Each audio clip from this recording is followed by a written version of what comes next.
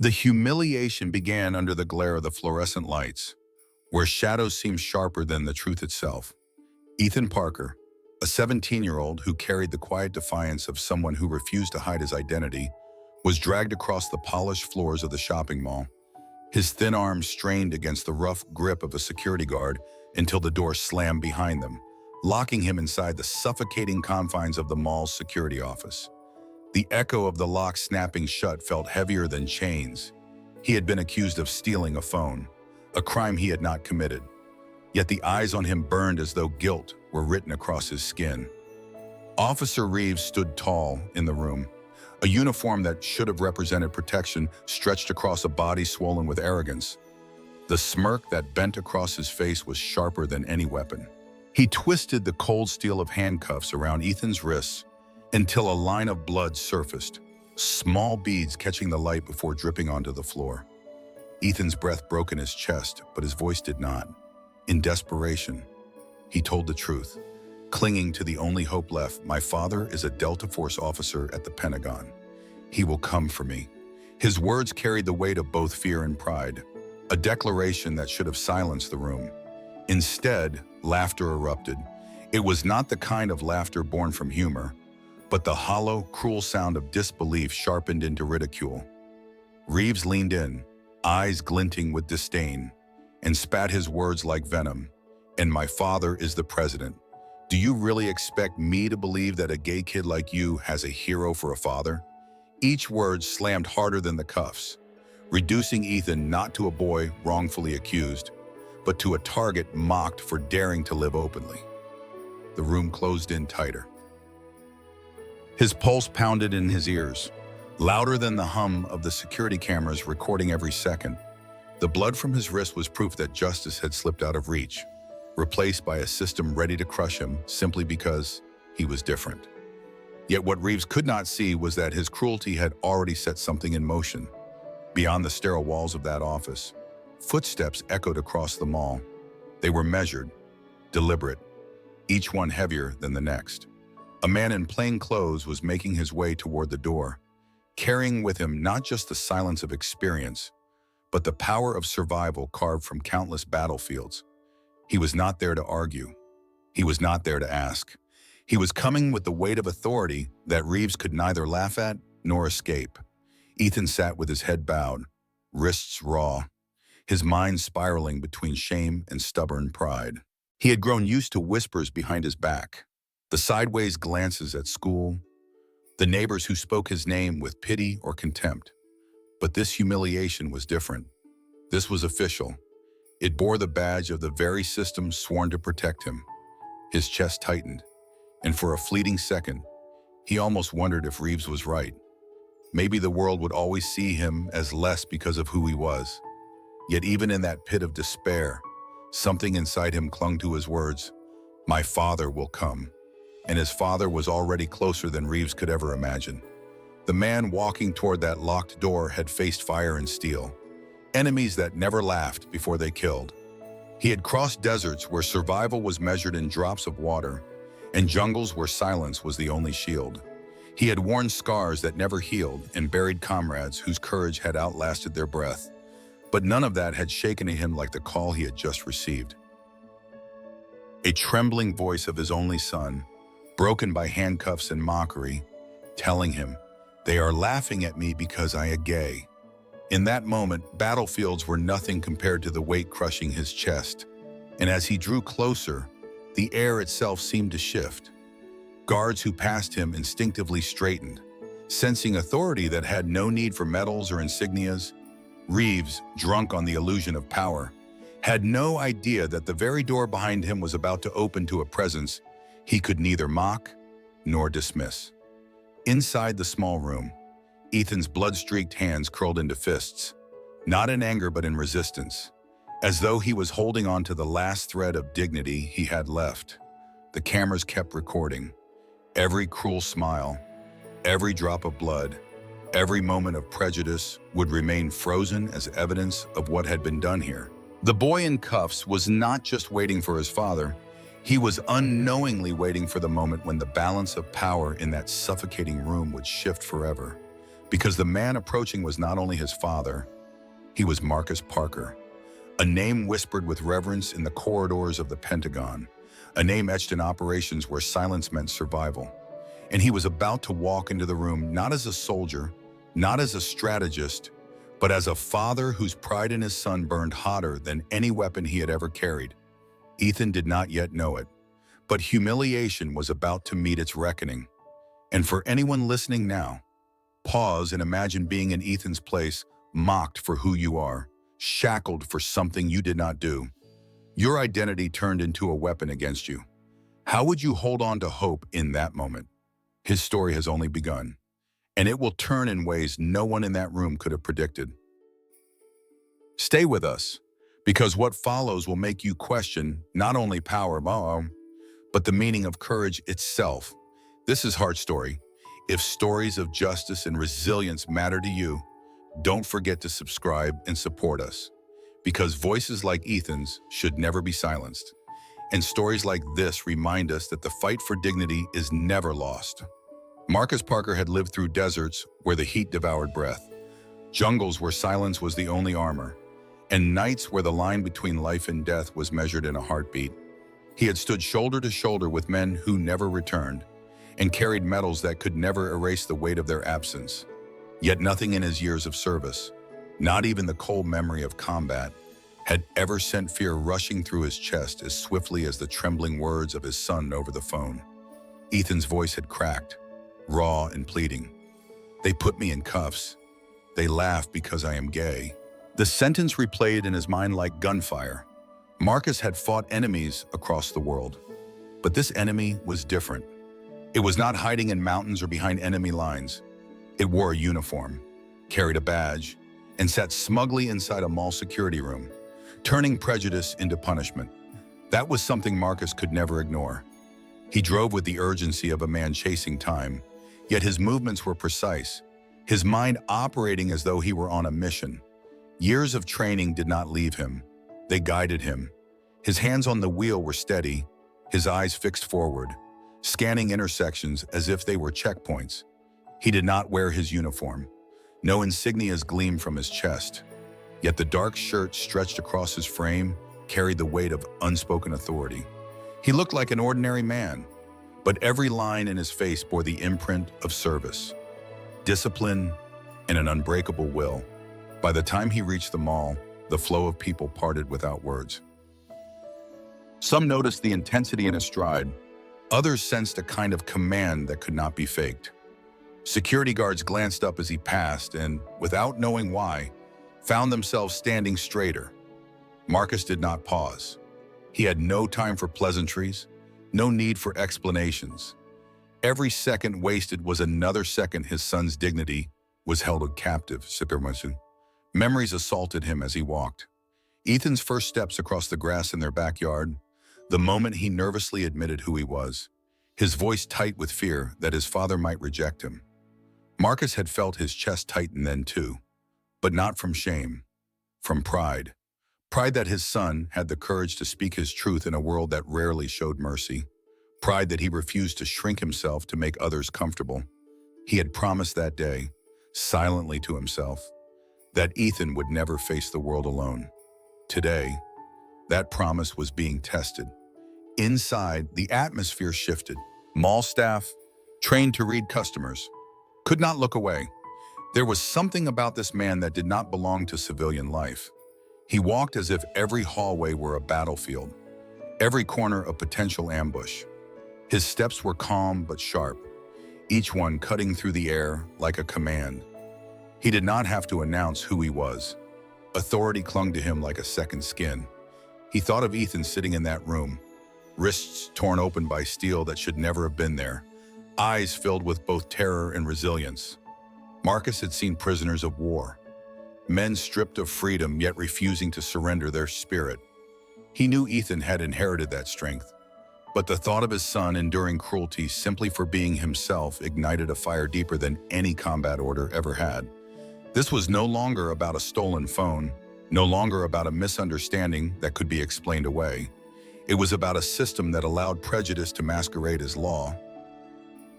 It was about an officer who laughed at a boy for the simple truth of who he loved. And Marcus was not only a father walking toward his child, he was a man carrying the full weight of every oath he had ever sworn to protect, to defend, to ensure that justice was not twisted into a weapon of mockery. By the time he reached the corridor outside the security room, the world around him seemed to shrink.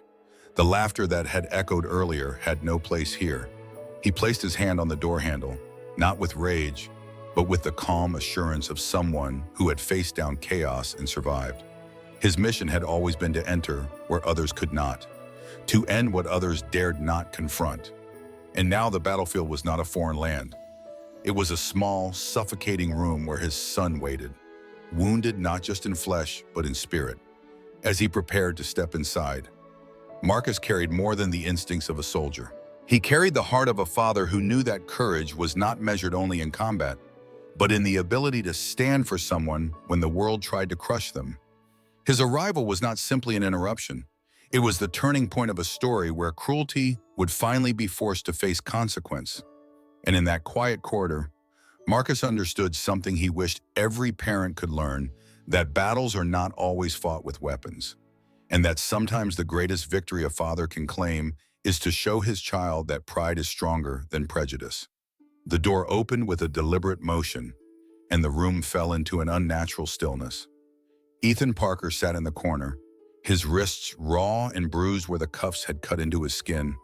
Blood had dried in thin lines across his palms, evidence of how far cruelty could reach under the guise of law. His head lifted slowly, and for the first time in hours, his eyes caught the figure entering the room. His father had arrived. Marcus Parker did not storm in with shouts or accusations. He stepped forward with the quiet gravity of someone who carried more authority in his silence than others did in their noise. His gaze swept across the space, noting every detail: the crooked way the cuffs dug into Ethan's wrists, the self-satisfaction still painted on Officer Reeves' face, the subtle shift of unease among the guards in the corner. Then, without raising his voice, Marcus pulled a worn identification card from his pocket and placed it on the table with steady hands. The card bore his name and his past, Colonel Marcus Parker. Delta Force. The weight of it was heavier than any weapon in that room. His words were firm, stripped of hesitation. Release him. Now. For a second, no one moved. Reeves, holding tightly to the illusion of power, forced a smirk onto his face. His tone dripped with defiance as he replied, "In here, I am the law, and I don't take orders from someone's father, no matter what kind of soldier he pretends to be." His words slithered into the air, an attempt to maintain control, but the room was shifting against him. Ethan winced as the cuffs dug deeper into his skin, but the humiliation began to waver. Something in the way Marcus stood, unmoving, unbothered by Reeves's mockery, turned despair into a fragile thread of hope. Ethan could feel it. The tide was beginning to turn.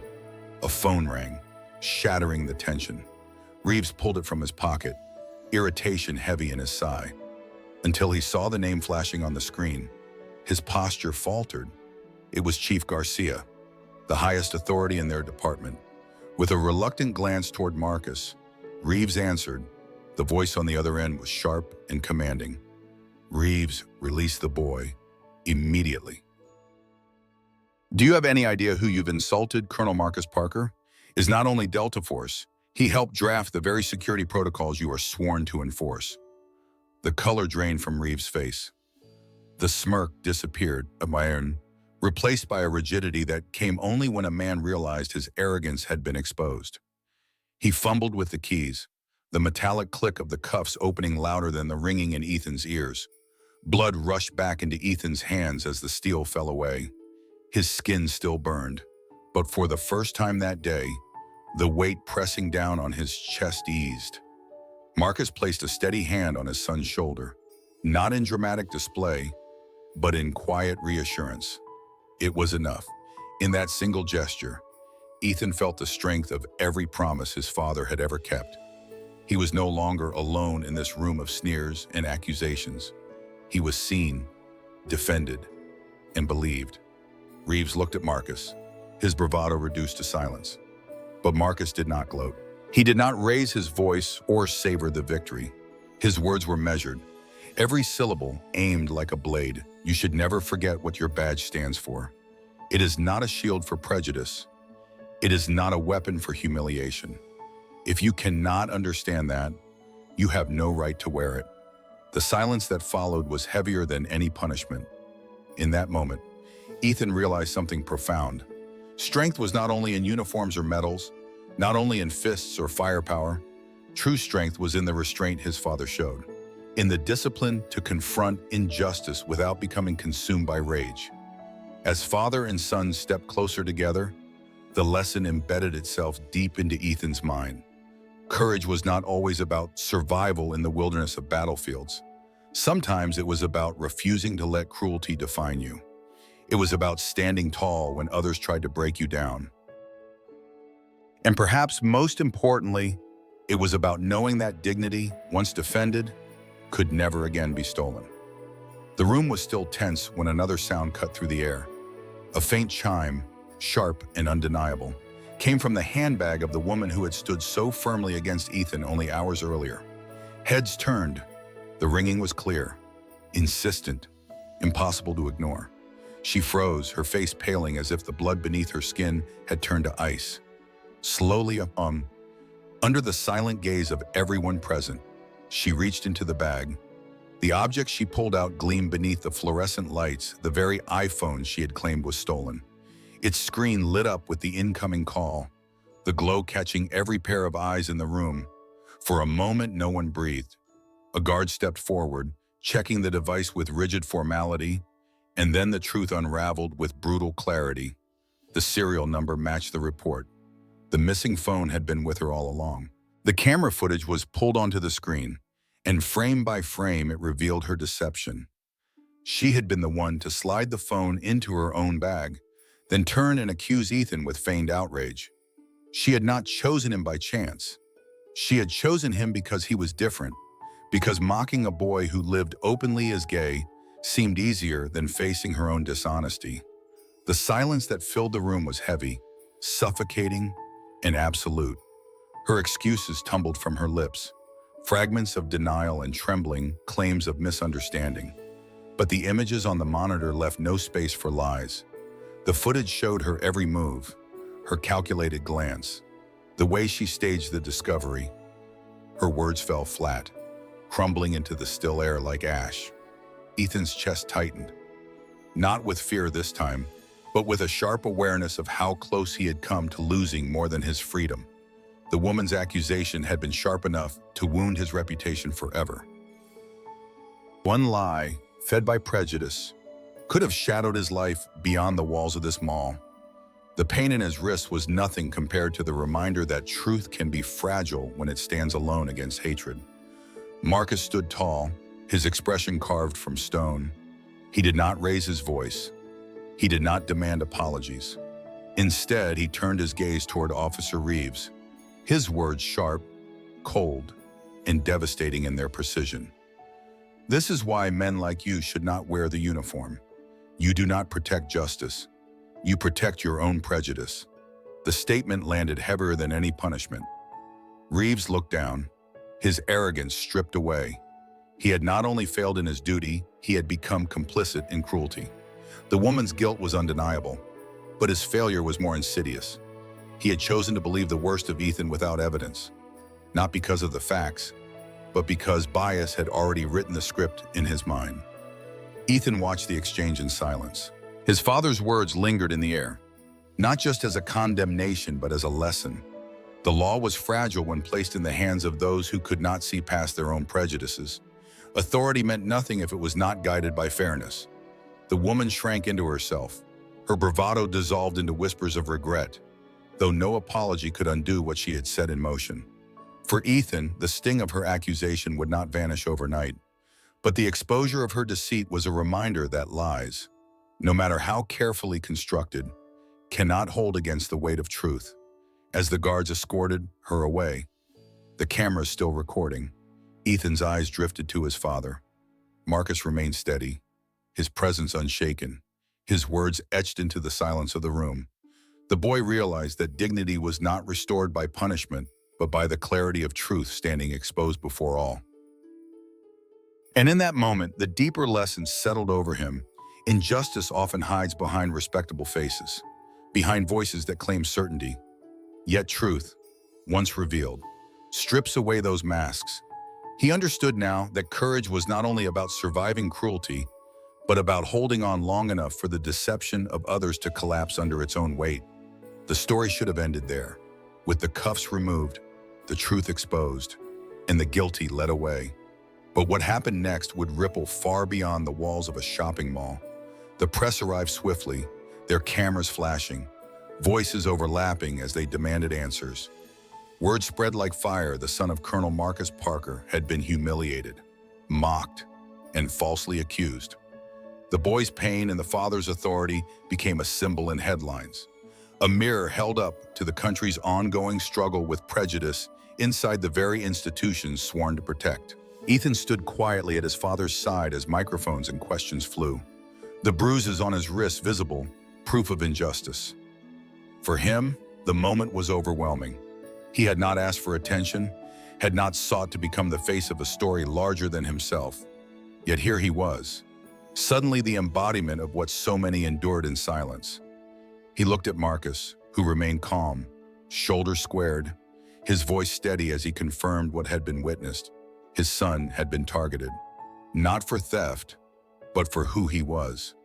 But while the world began to focus on the cruelty of one officer and the deceit of one woman, a deeper truth lingered beneath the surface, one that only Marcus fully understood. He was not only a decorated veteran, not only a man who had led missions in silence across continents. For years, the Pentagon had tasked him with an even more delicate mission, identifying and dismantling extremism festering within local law enforcement. His work had been quiet, hidden, and dangerous, and Officer Reeves had long been a name on his list. The arrogance Reeves displayed is not new. Reports had surfaced before of his hostility, his bias, his treatment of those who did not fit into his narrow definition of respectability. Marcus had tracked patterns, monitored whispers, and gathered evidence. He knew corruption rarely worked alone. It thrived in networks, in silence, in shared prejudice that spread like infection. Reeves was not simply an officer with poor judgment. He was part of something larger, and the events in that room had provided the final proof Marcus needed. What Reeves thought was a moment of control had been a trap of his own making.